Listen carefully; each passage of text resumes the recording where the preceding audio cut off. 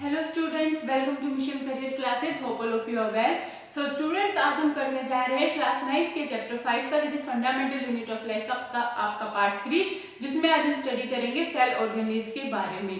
Cell organelles को study करने से पहले अभी आप पार्ट 2 को अगर आप रिवाइज करोगे तो उसमें मैंने आपको बताया था कि सेल ऑर्गेनेल्स साइटोप्लाज्म के अंदर का लिविंग पार्ट होता है। साइटोप्लाज्म के अंदर जो भी लिविंग मटेरियल प्रेजेंट होता है उन्हें हम सेल ऑर्गेनेल्स बोल देते हैं, और जो नॉन लिविंग मटेरियल प्रेजेंट होता है उन्हें हम एर्गेस्टिक बॉडीज बोल देते हैं। तो अब बेसिकली सेल्स को बहुत सारे फंक्शंस करने होते हैं, प्रोटीन सिक्रीट करने होते हैं, डाइजेशन करना होता है, एंजाइम्स, हार्मोन्स, बहुत काम करने होते हैं। तो वो काम करने के लिए सेल्स के पास सेल ऑर्गेनेल्स प्रेजेंट होते हैं। ये सेल ऑर्गेनेल्स थ्री टाइप्स के होते हैं। ठीक है, first one is double membrane. Single से स्टार्ट करते हैं।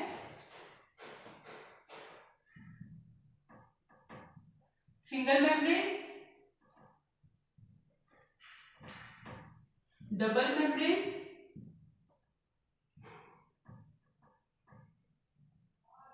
और नॉन मेम्ब्रेन।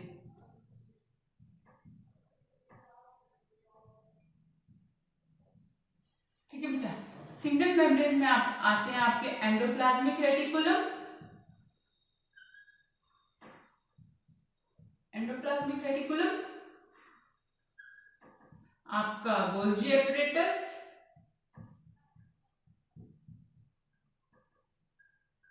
और आपके लाइसोसोम्स। डबल मेम्ब्रेन्स में आते हैं बेटा प्लास्टिड्स एंड माइटोकॉन्ड्रिया। और नॉन मेम्ब्रेन में आता है बेटा आपका राइबोसोम्स। ठीक है, तो वन बाय वन अब हम इन सारे सेल ऑर्गेनेल्स को स्टडी करेंगे कि ये होते क्या है, इनका स्ट्रक्चर कैसा होता है और इनका फंक्शन क्या है।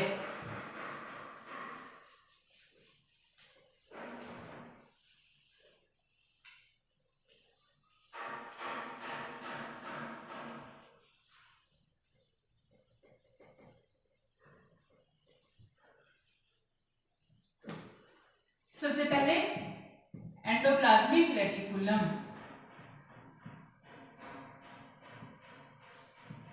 Endoplasmic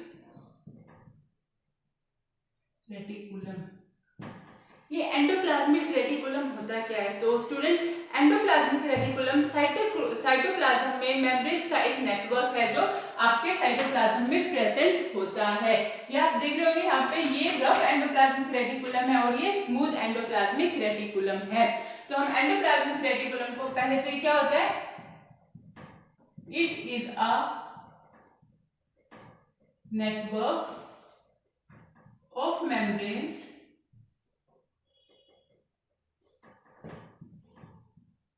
present in cytoplasm। ठीक है, और ये एंडोप्लाज्मिक रेटिकुलम आपको सिर्फ यूकैरियोटिक सेल्स में देखने को मिलता है, seen in eukaryotic cells। Okay, prokaryotic cells में एंडोप्लाज्मिक रेटिकुलम एब्सेंट होता है। ठीक है बेटा, इस एंडोप्लाज्मिक रेटिकुलम को हम दो में डिवाइड करते हैं। एक है आपका रफ एंडोप्लाज्मिक रेटिकुलम, दूसरा है आपका smooth endoplasmic reticulum. RAR is for rough endoplasmic reticulum and SER आपका स्मूथ एंडोप्लाज्मिक रेटिकुलम। अब एक को हम रफ एंडोप्लाज्मिक रेटिकुलम बोलते हैं, दूसरे को हम स्मूथ एंडोप्लाज्मिक रेटिकुलम बोलते हैं। तो ऐसा क्यों? सो बेटा, रफ एंडोप्लाज्मिक रेटिकुलम हम इसलिए बोलते हैं कि एंडोप्लाज्मिक रेटिकुलम के ऊपर जब राइबोसोम्स अटैच हो जाते हैं तो उस एंडोप्लाज्मिक रेटिकुलम को हम रफ एंडोप्लाज्मिक रेटिकुलम बोल देते हैं, और जब एंडोप्लाज्मिक रेटिकुलम स्मूथ रहता है, उसके ऊपर कोई राइबोसोम्स अटैच नहीं करते, तो हम उसे स्मूथ एंडोप्लाज्मिक रेटिकुलम बोल देते हैं। अब ये राइबोसोम्स क्या काम करते हैं? ये राइबोसोम्स एंडोप्लाज्मिक रेटिकुलम को प्रोटीन सिंथेसिस में हेल्प करते हैं। तो राइबोसोम्स की प्रेजेंस और एब्सेंस के बेसिस पर ही हम उसे दो में डिवाइड करते हैं, one is rough endoplasmic reticulum and the other one is smooth endoplasmic reticulum. तो इनके बीच में सबसे पहला जो बेसिक डिफरेंस है वो क्या हो जाएगा, इसमें राइबोसोम्स आर प्रेजेंट, ठीक है, इसमें राइबोसोम्स आर एब्सेंट। ओके, दूसरा क्या होगा, it is made up of vesicles and helps in the manufacture of proteins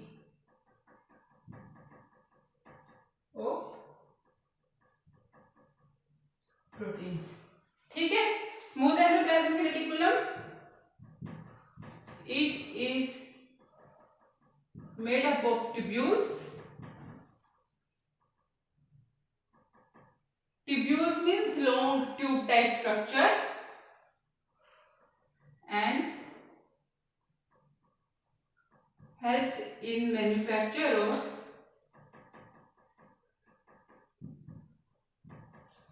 fats, steroids and lipids। ठीक है, यहां तक आ गया समझ में। अभी इसके बाद हम करते हैं एंडोप्लाज्मिक रेटिकुलम के फंक्शंस क्या होते हैं। तो पहले आप ये नोट डाउन कर लीजिए।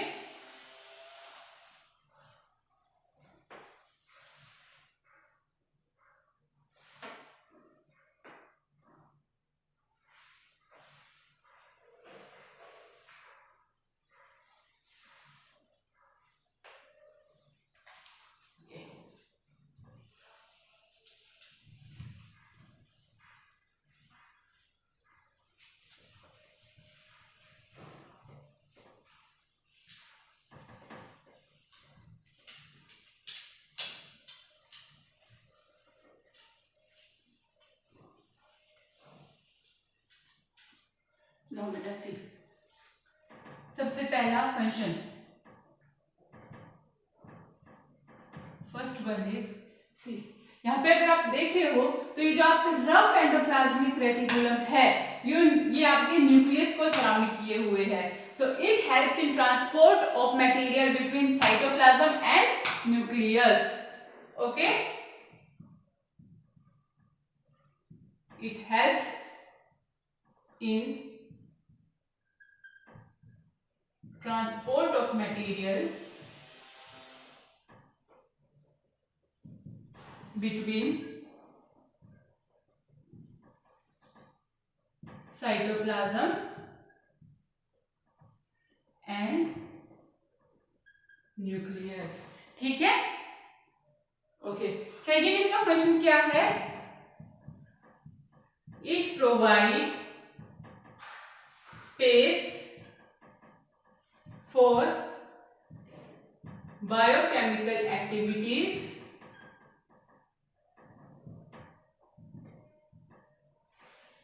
of cell। सेल के अंदर जो बायोकेमिकल एक्टिविटीज होती है ये उसके लिए स्पेस प्रोवाइड करता है। ठीक है, थर्ड फंक्शन क्या हो जाएगा, it helps in the synthesis of proteins, lipids, fats, steroids, cholesterol, etc। ठीक है, अभी यहाँ पे जो प्रोटीन्स एंड लिपिड सिंथेसाइज हो रही है एंडोप्लाज्मिक रेटिकुलम में, ये प्रोटीन और लिपिड्स आपकी प्लाज्मा मेम्ब्रेन बनाने में भी मदद करती है। आपको अगर प्लाज्मा मेम्ब्रेन का स्ट्रक्चर याद होगा तो it is the bilayer structure of lipid, दो लिपिड मेम्ब्रेन्स के बीच में प्रोटीन्स का स्ट्रक्चर था। ठीक है, तो आपकी प्लाज्मा मेम्ब्रेन प्रोटीन्स और लिपिड्स की बनी होती है। तो एंडोप्लाज्मिक रेटिकुलम में जो प्रोटीन्स और लिपिड सिंथेसाइज होती है वो आपकी प्लाज्मा मेम्ब्रेन को कंस्ट्रक्ट करने में मदद करती है, और उसी प्रोसेस को, जो आपकी प्लाज्मा मेम्ब्रेन की कंस्ट्रक्शन का प्रोसेस है, हम उसे क्या बोल देते हैं, membrane biogenesis, cell membrane biogenesis. ठीक है, it helps, proteins and lipids का ही कर देते हैं।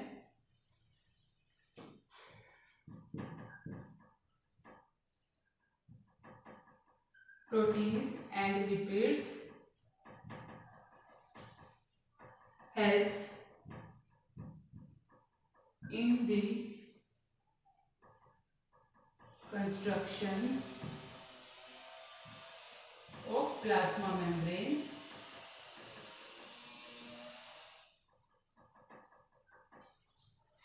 and this process is known as membrane biogenesis.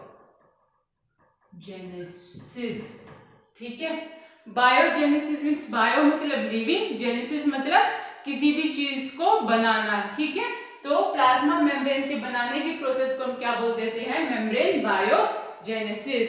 Okay, इसके बाद ये एक फंक्शन और परफॉर्म करता है बेटा, एंडोप्लाज्मिक रेटिकुलम अपने सेल के साइटोप्लाज्म और न्यूक्लियस के बीच में तो ट्रांसपोर्ट की फैसिलिटी प्रोवाइड करता है ही, इसके साथ ये एक सेल से दूसरे सेल के बीच में भी अगर न्यूक्लियस या न्यूक्लियर मटेरियल को ट्रांसपोर्ट करना है तो उसके लिए भी ये ट्रांसपोर्ट फैसिलिटी प्रोवाइड करता है। ठीक है, तो क्या होगा? Provides pathway for distribution of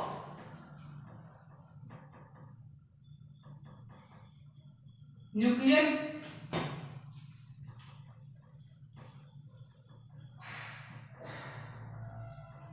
material from one cell to other। Okay, इसके साथ ही एंडोप्लाज्मिक रेटिकुलम आपके सेल के डिटॉक्सिफिकेशन में भी मदद करता है। ओके, नोट डाउन कीजिए।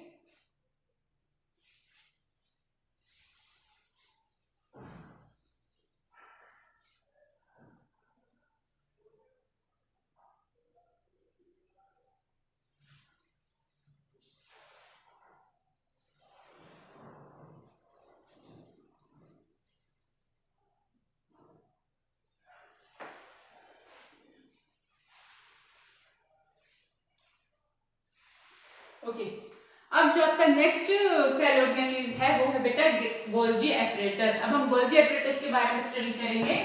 Second one is Golgi apparatus. Okay, इसका नाम गोल्जी एपरेटस इसके साइंटिस्ट के नाम पे पड़ा जिसने इसे डिस्कवर किया था, कैमिलियो गोल्जी। उनके नाम पर इसका नाम गोल्जी एपरेटस पड़ गया। यहाँ पे अगर स्ट्रक्चर में आप देखोगे बेटा, गोल्जी एपरेटस एक नेटवर्क है, ये ट्यूब्यूल्स का और ये मेम्ब्रेन बाउंड वेसिकल्स का। ये ट्यूब्यूल्स आपके एक दूसरे के पैरेलल प्रेजेंट होते हैं और इन जिस स्टैक में जो प्रेजेंट होते हैं इनको हम बोल देते हैं सिस्टर्न। ओके, ठीक है, तो गोल्जी एपरेटस क्या है? It is a network of tubules and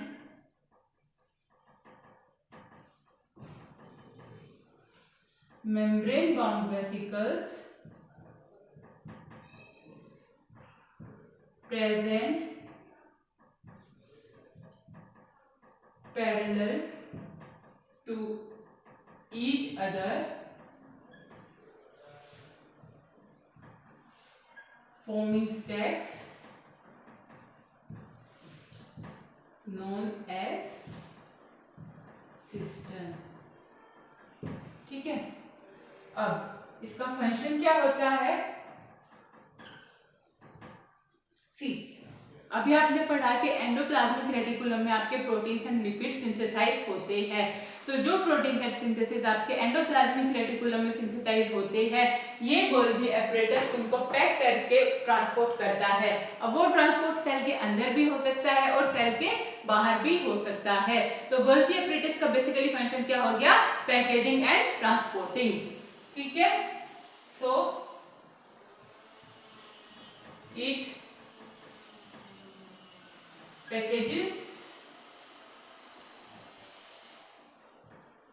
proteins and lipids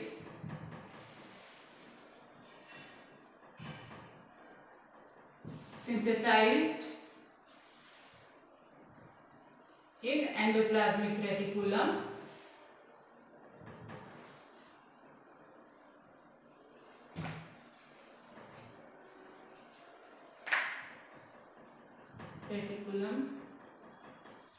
and transports them inside and outside the cell। ठीक है, गोल्गी ऑपरेटिव का बेटा एक फंक्शन और होता है कि ये तो एक सेल बनाया हमने, ठीक है, जबकि किसी भी प्लांट का जो स्ट्रक्चर होता है, एनिमल का स्ट्रक्चर होता है, बहुत सारे सेल्स इकट्ठे होकर बॉडी के ऑर्गेनाइजेशंस बनाते हैं। तो एक सेल से दूसरे सेल को अटैच करने के लिए प्लांट्स में स्पेसिफिकली एक मिडल लैमेला प्रेजेंट होता है, एक लेयर प्रेजेंट होती है मिडल लैमेले की, जो इस सेल को दूसरे नेक्स्ट सेल के साथ अटैच करती है। तो वो मिडल लैमेला बनाने में आपका गोल्गी apparatus मदद करता है। ओके, ठीक है, तो it forms, it helps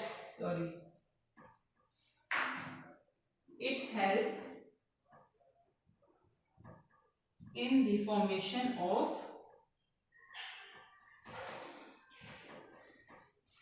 middle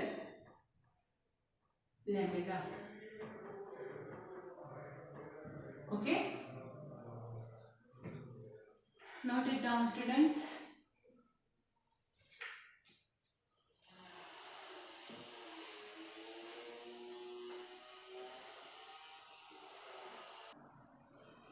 okay, अब हमारा नेक्स्ट स्ट्रक्चर आता है लाइसोसोम्स।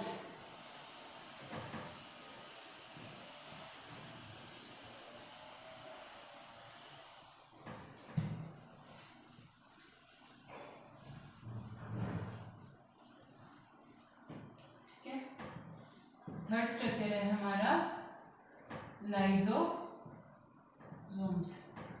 ठीक है, लाइसोसोम्स का बेसिकली फंक्शन होता है डाइजेशन, और ये होते कैसे, बहुत ही टाइनी ग्रेन्यूल्स लाइक पार्टिकल्स होते हैं। So they are tiny granules containing digestive enzymes. और लाइसोसोम्स के पास जो ये डाइजेस्टिव एंजाइम्स है, ये कहां से आती है, एंडोप्लाज्मिक रेटिकुलम से। Okay, and it is single membrane structure, single membrane structure. Okay, अब इसका फंक्शन क्या है, जैसे बताया लाइसोसोम्स का बेसिक फंक्शन होता है डाइजेशन। तो ये सेल में वेस्ट डिस्पोजल का काम करता है।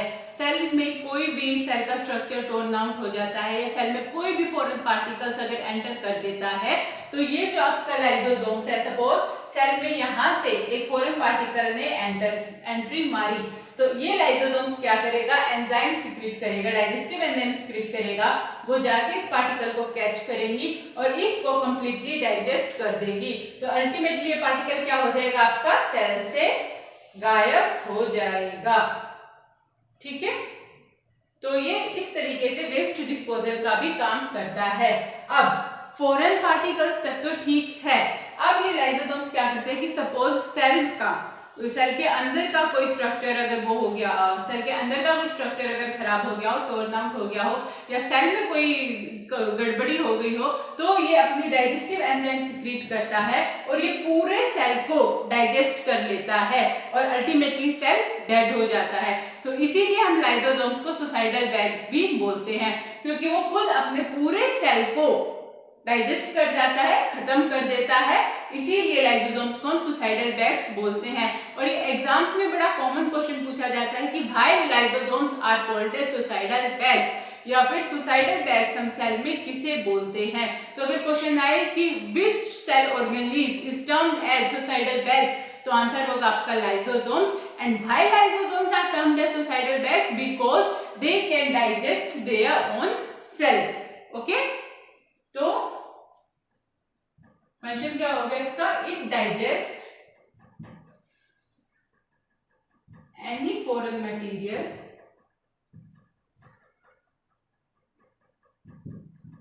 present in the cell. So it acts as waste disposal. ठीक है, फिर क्या होगा, termed as suicidal bags. ठीक है, because if cell is suffering from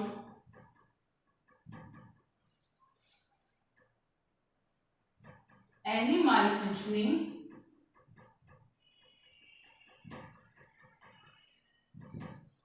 then lysosomes burst and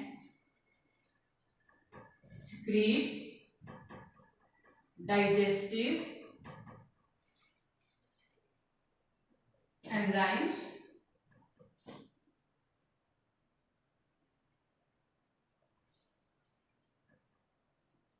which digest the whole cell and ultimately cell dies. ठीक है,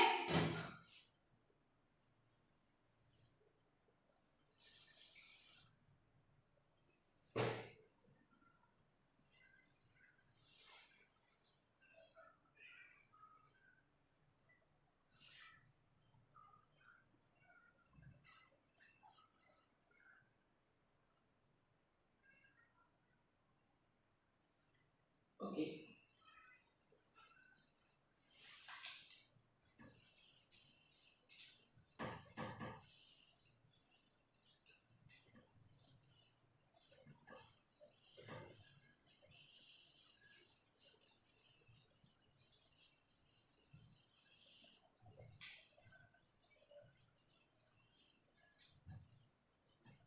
अब जो हमारा नेक्स्ट स्ट्रक्चर आता है वो है बेटा माइटोकॉन्ड्रिया।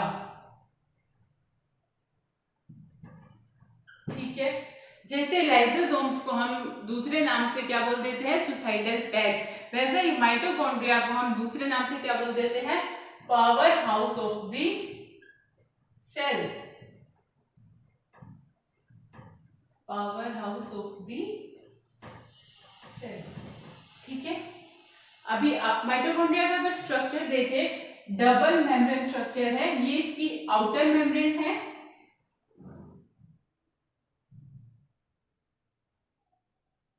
ये इसकी इनर मेम्ब्रेन है जो कि फोल्ड हो गई है अंदर की तरफ। ठीक है, इन फोल्ड्स को हम क्या बोलते हैं, क्रिस्टे। ठीक है, अगर इसको यहां पे बनाऊं मैं, ये है आपके आउटर मेम्ब्रेन, ओके, ये है आपकी इनर मेम्ब्रेन,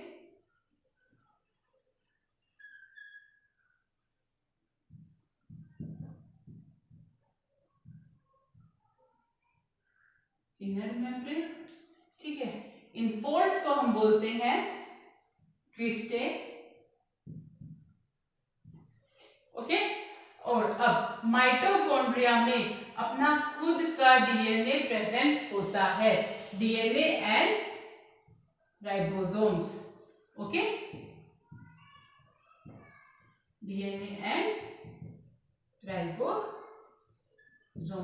माइटोकॉन्ड्रिया के अलावा जो दूसरी सेल ऑर्गेनेल्स है जिसमें अपना खुद का डीएनए प्रेजेंट होता है वो है आपके प्लास्टिड, दैट इज क्लोरोप्लास्ट. ठीक है, तो जो दो सेल ऑर्गेनेल्स जिनके पास अपना खुद का डीएनए प्रेजेंट होता है तो वो है आपके mitochondria and plastids.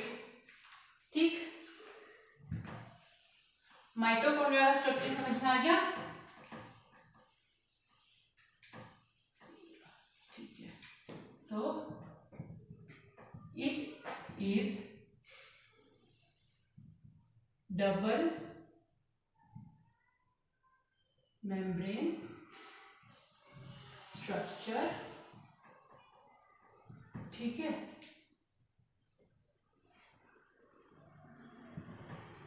consisting of outer membrane and inner membrane. ठीक है, अभी आपकी inner membrane folds itself and forms cristae. Okay,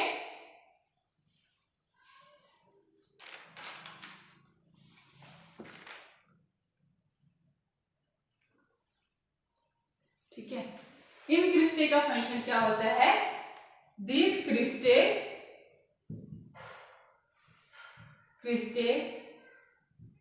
increases rate of cellular respiration. Okay, got it?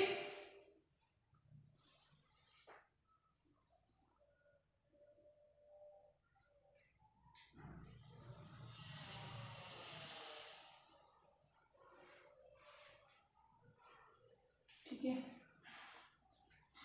ये रेट ऑफ सेलुलर रेस्पिरेशन कैसे इंक्रीज करेगा?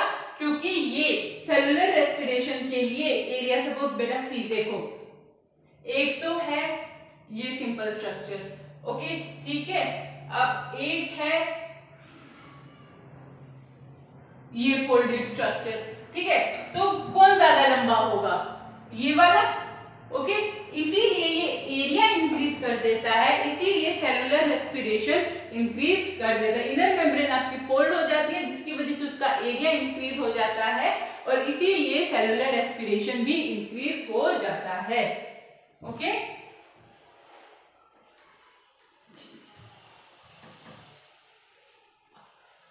अभी mitochondria के functions क्या है?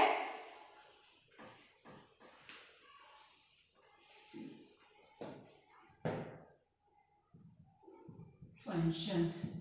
ठीक है, जैसा कि माइटोकॉन्ड्रिया का नाम है power house of the cell, तो माइटोकॉन्ड्रिया का बेसिक फंक्शन क्या है कि वो एनर्जी फॉर्म करता है और रिलीज करता है इन द फॉर्म ऑफ एटीपी. ठीक है, आपको सेल के जितने भी फंक्शंस करने के लिए एनर्जी चाहिए होती है वो एनर्जी एटीपी की फॉर्म में रिक्वायर्ड होती है और वो एटीपी आपको माइटोकॉन्ड्रिया प्रेजेंट करता है. इसलिए माइटोकॉन्ड्रिया को हम power house of the cell बोलते हैं, स्टोरेज बैटरी भी बोल देते हैं. सो it forms and releases energy in the form of ATP. आपका ATP क्या है? Adenosine triphosphate. ठीक है बेटा, इस ATP को हम energy currency of this cell भी बोलते हैं. करेंसी क्या होती है? पैसा. पैसे से दुनिया चलती है, इसी तरीके से हम एटीपी को सेल की एनर्जी करेंसी बोलते हैं क्योंकि सेल की सारी एक्टिविटीज इस एटीपी की मदद से होती है। बिना एनर्जी के, अगर आपके पास एनर्जी नहीं है तो आप कोई काम नहीं कर सकते हो।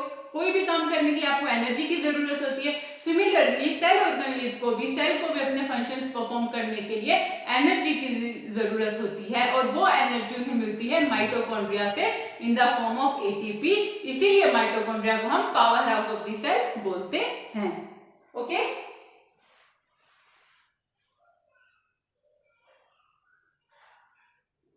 ठीक है। And this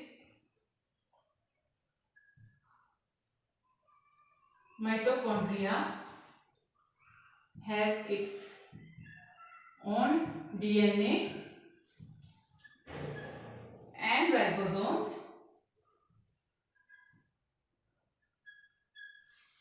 hence synthesize many proteins, hence able to synthesize कर लेते हैं, hence able to synthesize proteins। ठीक है, फिर हम राइबोसोम के बारे में भी जान लेते हैं।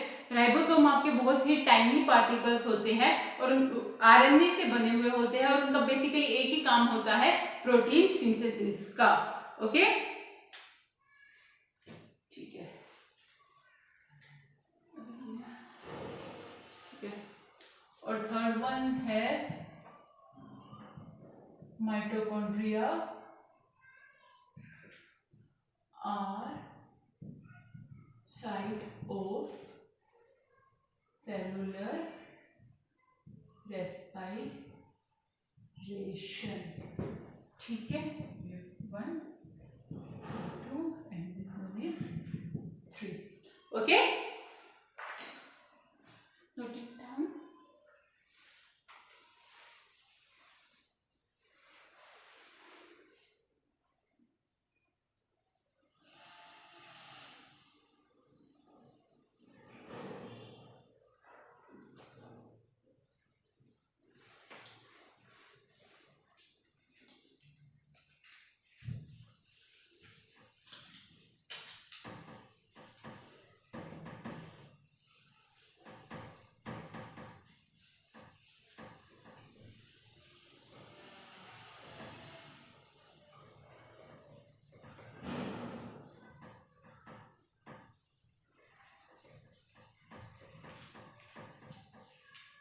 अब जो आपका फिफ्थ स्ट्रक्चर है वो है आपका क्लोरोप्लास्ट, और क्लोरोप्लास्ट किसके अंडर में आता है?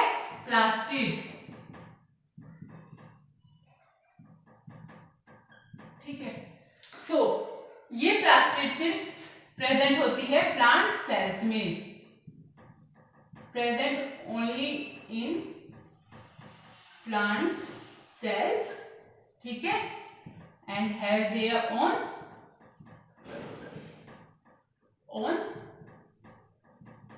डीएनए। ठीक है, अब प्लास्टिड्स 3 तरीके की होती है।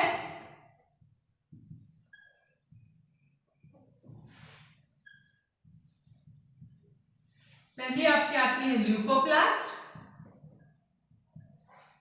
दूसरी आपकी आती है क्रोमोप्लास्ट, ठीक है, और तीसरी आपकी आती है chloroplast.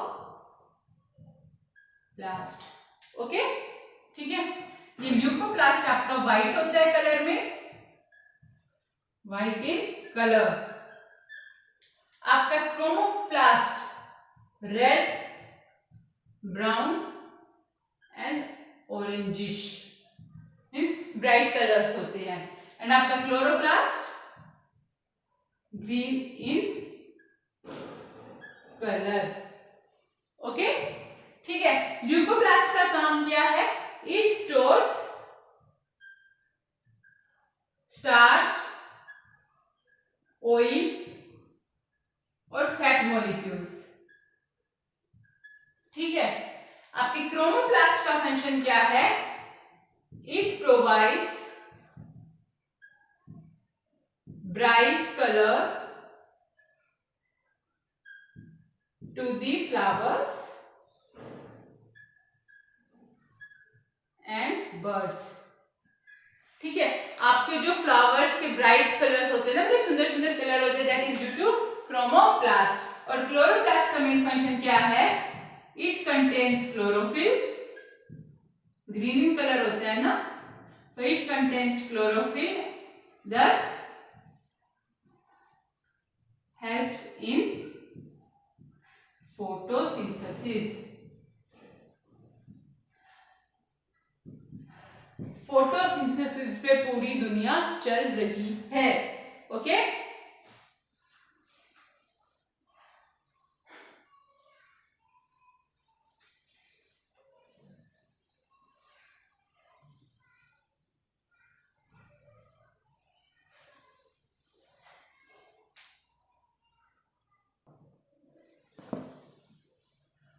Okay,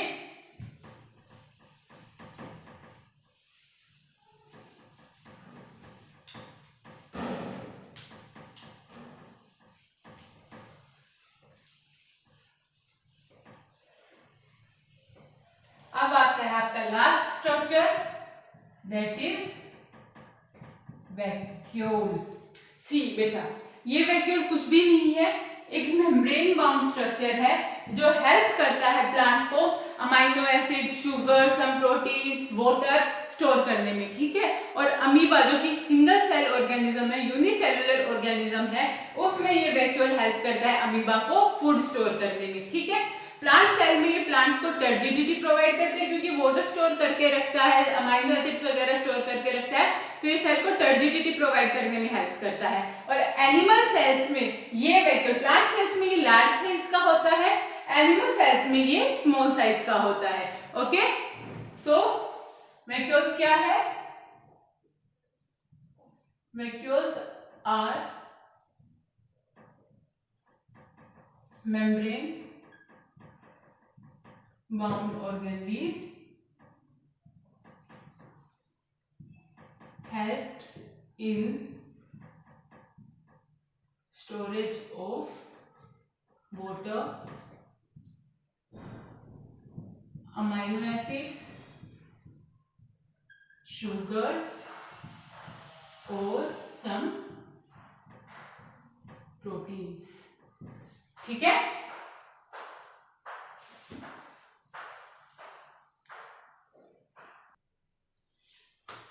okay, next function is provide turgidity and rigidity to the plant cell। okay, in amoeba helps in storing food। Okay, अभी इसके साथ आपका आज का जो लास्ट टॉपिक बचता है वो है differences between animal cell and plant cell. Okay,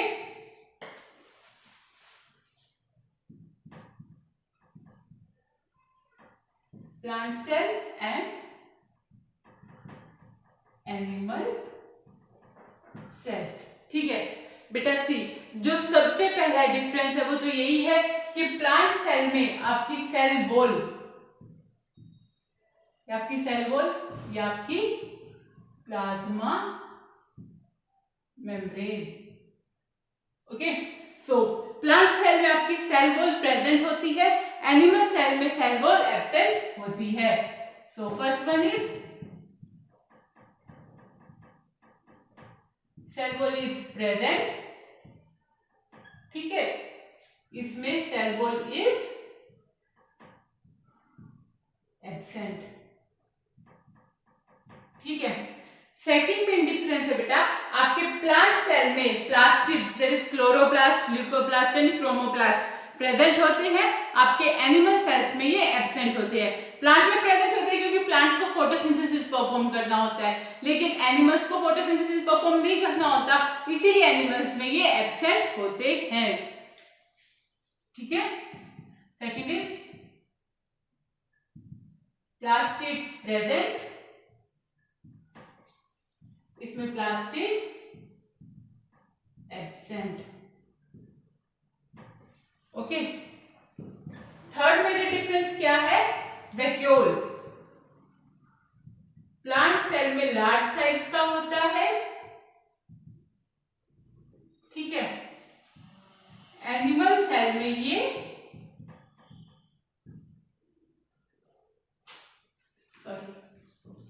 small size का होता है। बाकी इसके अलावा endoplasmic reticulum, mitochondria, Golgi apparatus, ये सब सेल ऑर्गेनेल्स आपके प्लांट सेल में भी मिलते हैं और आपके एनिमल सेल में भी मिलते हैं। सो ये तीन आपके बेसिकली मेजर डिफरेंस है प्लांट सेल और एनिमल सेल्स में। ठीक है,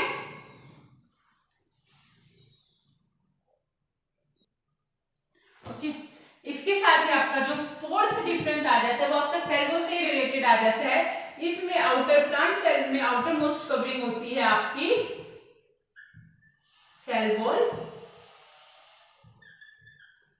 एनिमल सेल में आपके आउटर मोस्ट कवरिंग होती है प्लाज्मा मेम्ब्रेन।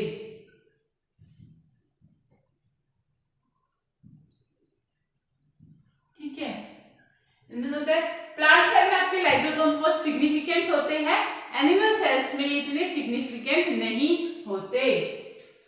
ठीक है, lysosomes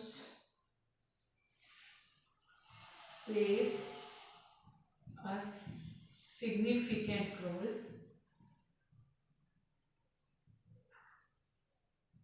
in plant cell। Animal cell में lysosomes are less significant. Okay, इसी के साथ ही स्टूडेंट्स आपका 9th क्लास का chapter 5 that is fundamental unit of life finish होता है। ठीक है, अब चैप्टर फिनिश होने के बाद सेल क्या है, व्हाट इज सेल, हम सेल की डेफिनेशन बता सकते हैं। Cell is the structural, functional and fundamental unit of life. Cell किसने डिस्कवर किया?